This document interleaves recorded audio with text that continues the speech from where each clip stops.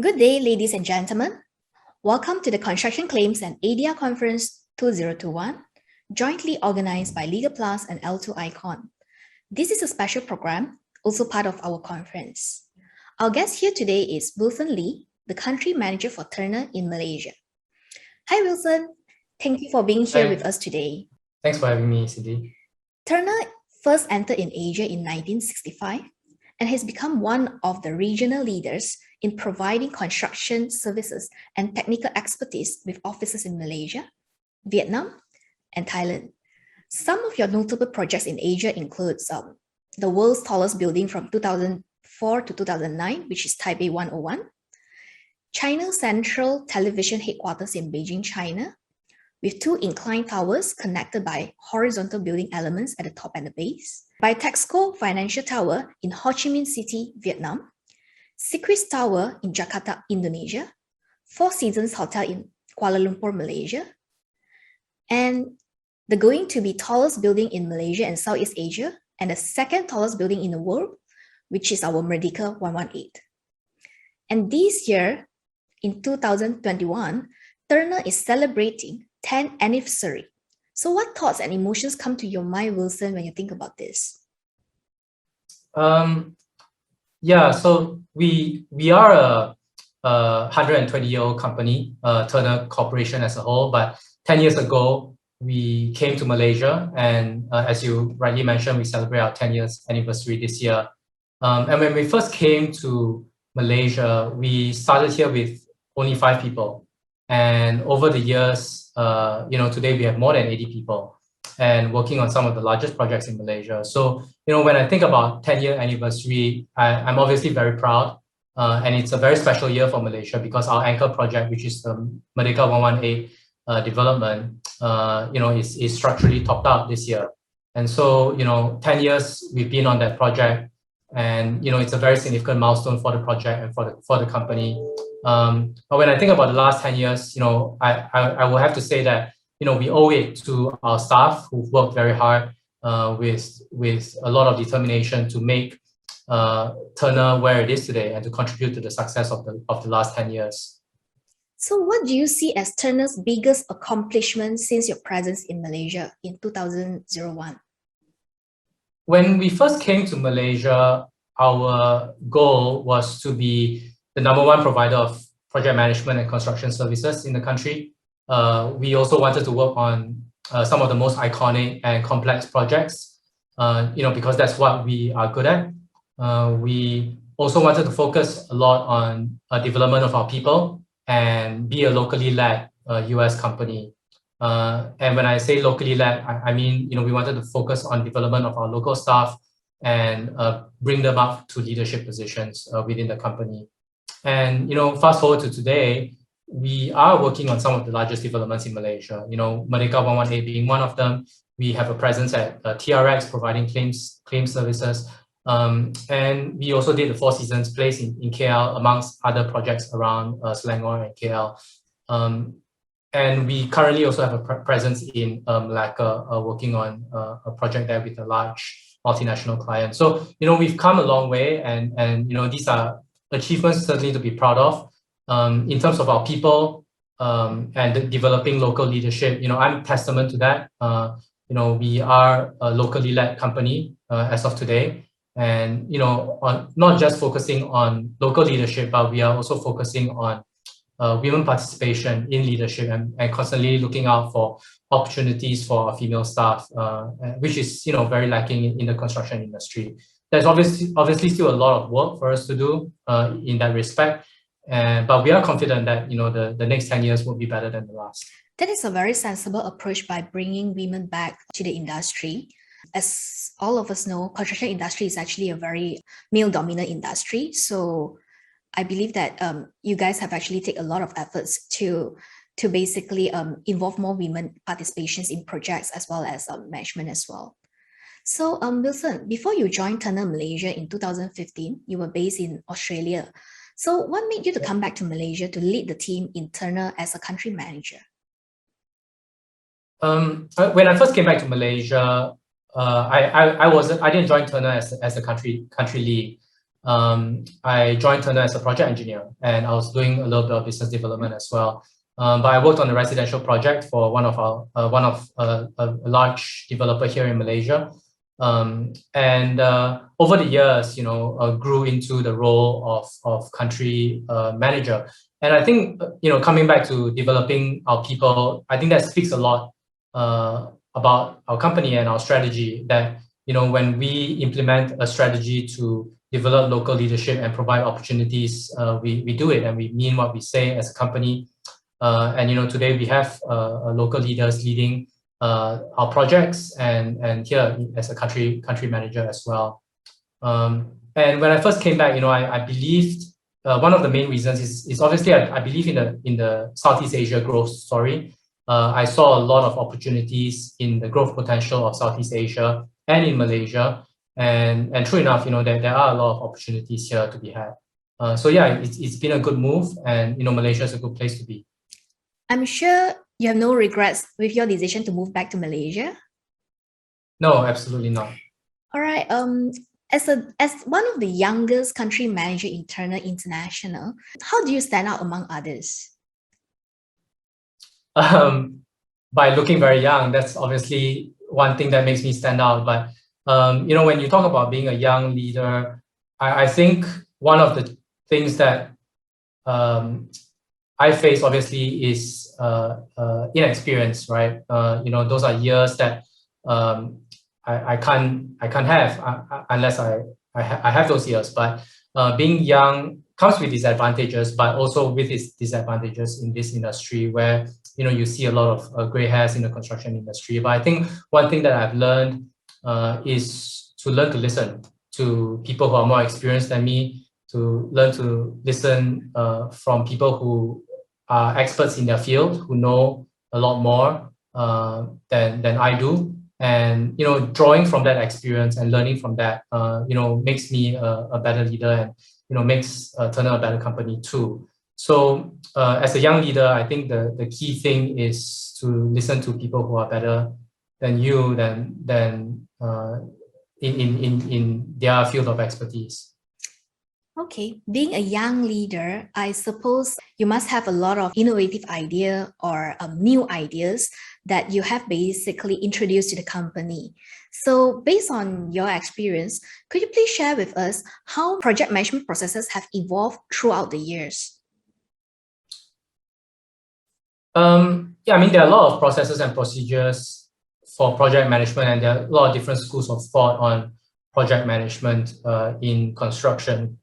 But I think one of the key things that we see that is constantly evolving and constantly moving in the industry is definitely the use of technology and the adoption of technology in the industry. And Turner has always been an innovative company, even back when we first started. But here in Malaysia, we are using latest project management software to manage our projects. We use it to document notices, letters, progress, correspondences between project participants. And this being a claims conference, this is obviously a very important point to make. Especially when a claim arises, you don't want to be looking through printed documents and old files to form your case, but rather when it's documented well on a cloud-based system, chances are your disputes will be better managed, or in fact there'll be less disputes in a project.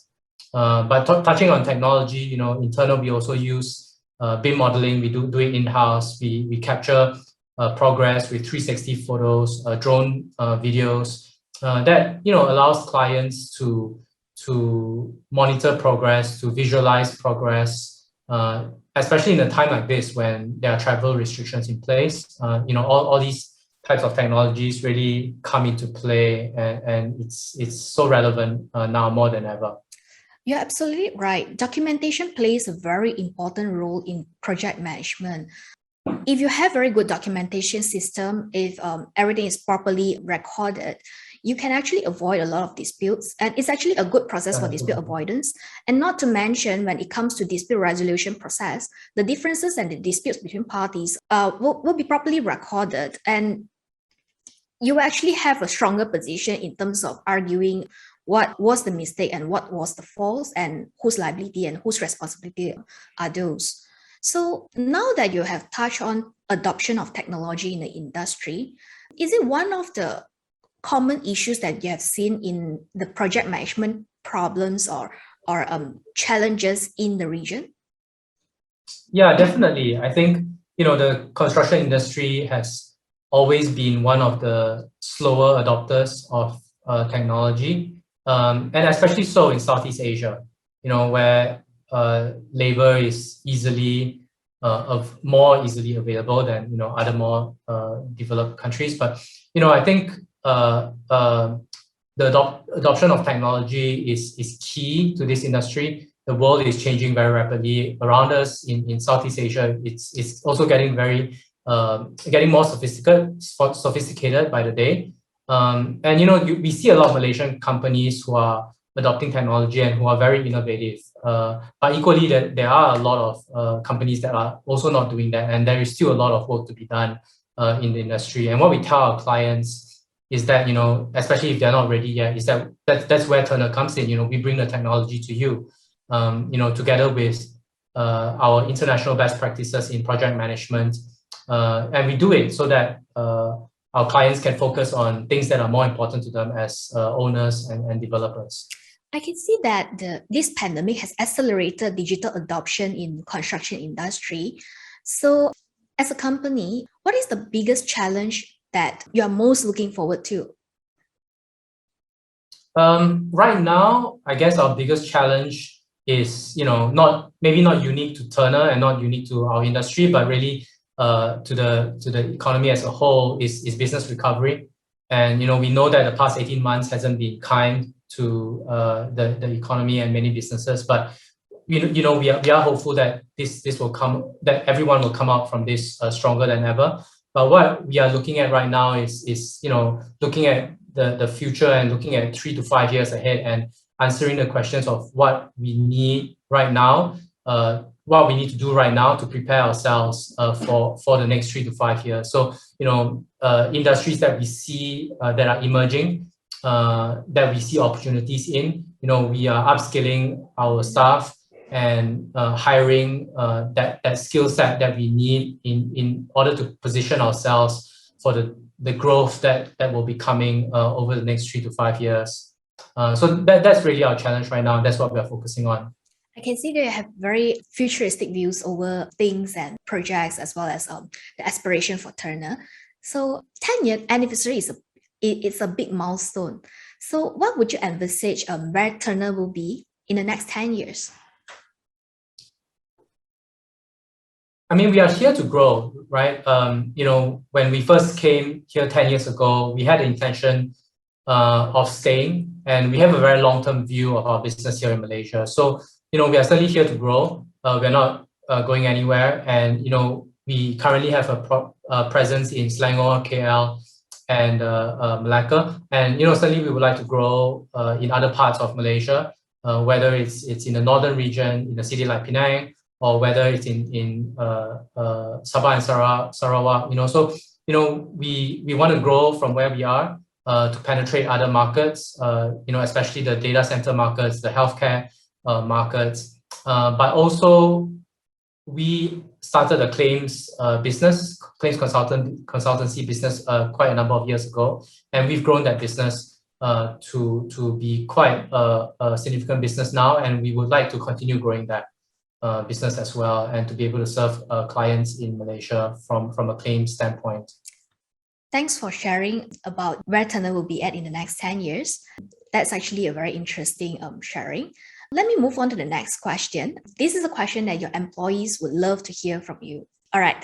If you could instantly fly all of your employees to any destination for a 10-year anniversary celebration, or suppose not just flying, or bring them there, where would it be and why?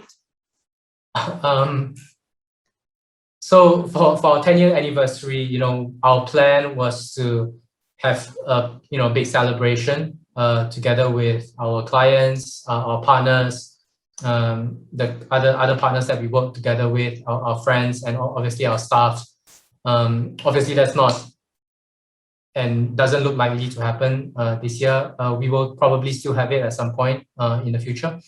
But in terms of flying our employees anywhere, I think, I probably have an answer that is not very popular, but what we will be looking at, and what I would love to happen is, with the topping out of Merdeka 11A, a lot of our staff haven't had the opportunity to visit the top of the tower. So, that's probably something that I would love to see happen, that, our staff get an opportunity to see that and to experience being at that height. And, with that kind of height is probably the closest to being able to fly right now. I'll be very interested to be part of it as well. Let me know if there's any opportunity that I can actually be with you guys over there. Sure. All right. We have come to the last question for this session. Being a young leader, with what you have done in the past and currently and your plans in the future, what is your life mantra or your belief that you could share with us? My life mantra or my belief in terms of being a young leader and is to have balance. Work is obviously very important, and it's what keeps us going. It gives us purpose. But when we talk about life mantra or successes in life, I see that your home life, your family life. For me, it's being a father, being a husband, and I think those aspects of life feeds into being a successful leader. It feeds into being a good employee at work as well. And I think having that balance and being able to balance all those aspects of life is very key to being a young leader. Or to be a leader, or just to be a normal employee, whatever it may be. I think just for life, that's probably quite an important thing, and that's what I go by. You have absolutely spot on this. In fact, balance is the most difficult thing to achieve. I mean, for me as a person, I think no matter what we do, having a balance between work and life, family and businesses, we wear many hats in our life. For myself, I'm actually a daughter. I'm actually a worker. I'm actually a leader. And we are wearing different hats every day. So to have a balance with, in everything that we do, is in fact the most difficult things, I must say. So to have a good balance in everything is in fact the most difficult thing to achieve. And I'm pretty sure that there are times that you basically struggle to balance between work and family, as well as yourself as a person as well. Yeah, absolutely. And I think, I think at this time, this is also quite an important point to make in that leaders these days, especially with the pandemic, leaders have to be more empathetic, and I think that empathy part of leadership needs to come out a lot more, especially with a pandemic, with people in isolation, and with mental health being an increasingly important aspect that we need to look at, and staff welfare, staff engagement. So yeah, you're right, absolutely. Thank you for being sensible and thoughtful. I'm pretty sure that whoever works in Turner basically appreciate to have you as a young leader. Thank you very much for spending your time with us here today, Wilson. You're welcome. Thanks for having me. It is actually our pleasure to have you with us, and I wish you all the best in everything. Thank you. Thank you. Bye. Bye.